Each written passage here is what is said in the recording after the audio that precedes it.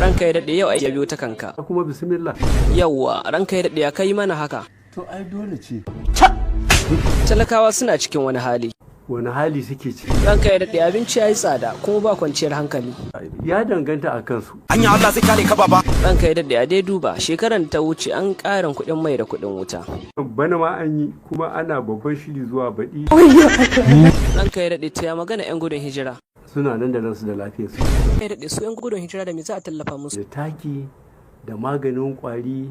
Ka ji dan yarinya. Allah ya Ranka ya daɗe kuɗi ya kamata a ba su. Ba za a ba da kuɗi ba. Inna lillahi wa inna ilaihi raji'un. Ranka ya daɗe a dai sake dubawa. Ba a ba da kuɗi. A dai sake dubawa. Ina kuɗin suke? Ranka ya daɗe a dai an ba su ko ba yawa.